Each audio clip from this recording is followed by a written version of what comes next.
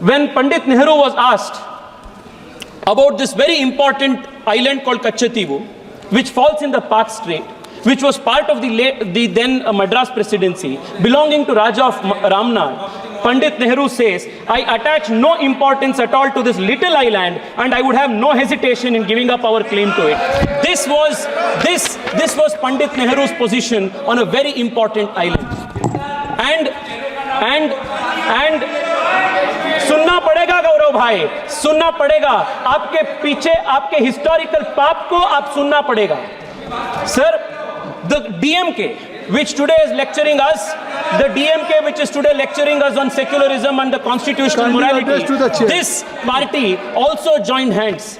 Karunanidhi, who was then the chief minister in 1974, was well made aware that this was the solution and this island would be given away. They also supported this. And in 1974, without bringing an amendment to the constitution, because Article 1 and Article 3 of the constitution mandates that if there is any change in the territory of India, that has to be brought before the parliament. Nothing was done. Parliament was not taken into confidence. Article 1, Article 3 was not amended. Nothing was done. By a mere executive action, a very important island belonging to India was given away for political reasons by the Congress party. Sir, this was not the first instance. Lot was spoken about the basic structure of the constitution. Parliamentary sovereignty and sovereignty of India is one of the founding principles of the nation. But the Congress party, not just in the instance of Katchatheevu, but even in the instance of Aksai Chin with respect to China, and more recently it was learnt that the UPA government was ready to even give away Siachen to Pakistan. This is their commitment to territorial integrity of this country. This is the difference between one view which considers India to be a civilizational state, a sacred geography, and between one whose leader of opposition, even when he goes abroad, says India is not a nation but is a union of states. Contrast this view to what Atal Bihari Vajpayee's position was. ये अर्पण की भूमि है, ये तर्पण की भूमि है, इसका कंकर कंकर शंकर है, इसका बिंदु बिंदु गंगा जल है. This is the difference between the BJP, which is the protector of the constitution, protector of our territorial integrity, and other political parties like the Congress, which considers India not as a civilizational state, not as a nation, but as a mere hodgepodge union of states. This is an attack on the constitution, Adhyakshi. Adhyakshi,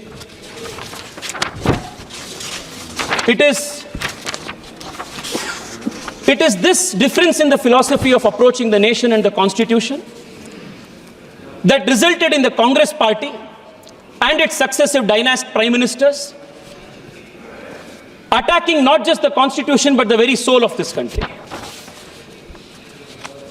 The forcible insertion of socialist and secular in the Indian constitution during the 42nd amendment was not the first attempt at introducing these two ideas in the constitution and making the constitution rigid. Even during the Constituent Assembly debates, a proposal was made to add socialist and secular into the country's preamble and the constitution. And this was categorically rejected by Baba Saheb Ambedkar. And the reason why Baba Saheb Ambedkar rejected this is very telling. Baba Saheb Ambedkar, while rejecting the proposal to add socialist and secular, makes this very important observation.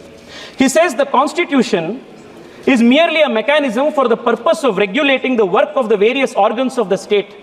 It is not a mechanism whereby particular members or particular parties are installed in office. What should be the policy of the state, how the society should be organized in its social and economic side are matters which must be decided by the people themselves according to time and circumstances. Sir, yesterday many members from the opposition said that the Congress party introduced 42nd Amendment, socialism, secularism in the constitution with a laudable objective. Let me tell this nation and let me tell this august house that there was no laudable objective behind that insertion. The only objective was to create a monopoly in politics monopoly for the dynasty in politics, and monopoly in the economy, so that there will be no challenge to the Congress party's first family. This is exactly what Baba Saheb Ambedkar wanted to oppose. The idea was that by bringing socialism, by saying that there is going to be only one type of form of government, only one type of party, all type of competition was killed in the politics. Dynasty rule was perpetuated. And the idea was that politics will be controlled by the dynasty's monopoly, and the economy in turn would be controlled by the state's monopoly. This vicious cycle, Speaker Sir, kept the country poor, kept the country hungry, and kept the country backward. The cost for this thrusting of socialism, only to keep the country poor and to perpetuate the dynasty's stranglehold on the country's politics, cost the nation dear. In a paper titled The Price of Socialism, noted economist Swaminathan Iyer says that millions of children, let me read it out, Speaker Sir, that 14.5 million children would have survived, 261 million more Indians would have become literate, and 109 million more people would have risen from poverty line had we not approached our economy with this dogmatic approach. This, Speaker Sir, has been the contribution of the Congress party. Yesterday, there was a question of Arthik Nyay. I want to tell you what Arthik Nyay the country saw under, economic justice the Congress saw under, the country saw under the Congress party. Until Prime Minister Narendra Modi came, a large swaths of this country, a large population of this country did not have access to toilets. This was the kind of economic justice they had given. Close to 80% of the country's villages did not have access to electricity, and they speak of economic justice. Close to 50 crore people in this country did not have access to bank accounts, and they speak of economic justice. मैं आपको बताना चाहता हूं, नरेंद्र मोदी जी आने के बाद पहली बार देश के गरीब को आर्थिक न्याय मिला है और संवैधानिक रूप से वो मिला। अध्यक्ष जी, because Baba Saheb Ambedkar was such a staunch opponent of this Congress style of politics, Pandit Nehru declared Baba Saheb Ambedkar to be his enemy number one politically. And today, Speaker Sir, I heard my opponents from the Communist Party,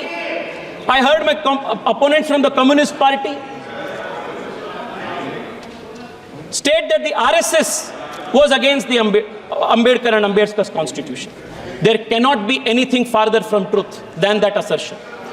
Sir, not once but 2 times, Baba Saheb Ambedkar's electoral chances was thwarted by the Congress and the Communists working together.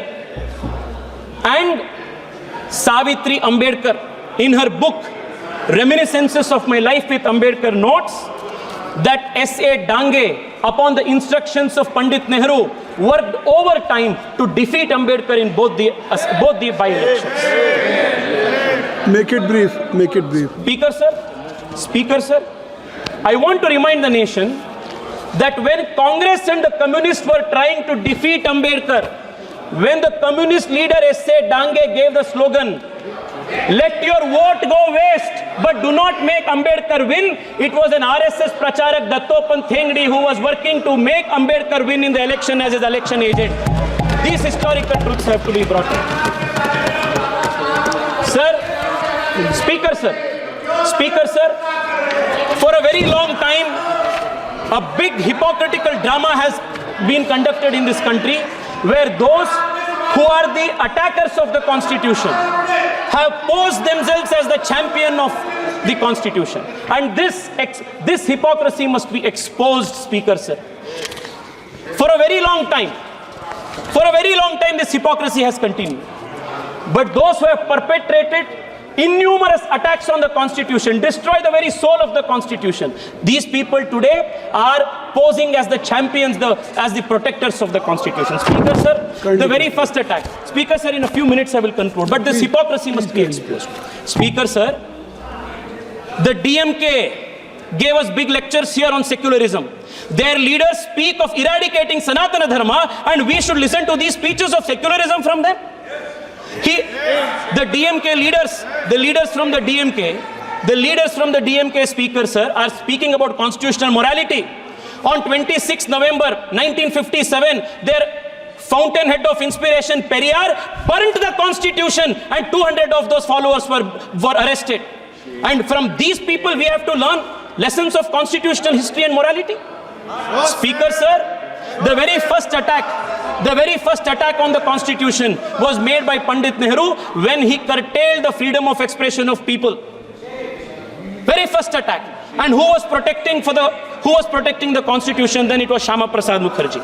Speaker, sir, imposing emergency, suspending fundamental rights, arresting 1 lakh opposition leaders, forcible sterilization of 1 million people, imposing emergency. Speaker, sir, this is the legacy. This is what is attacking the constitution.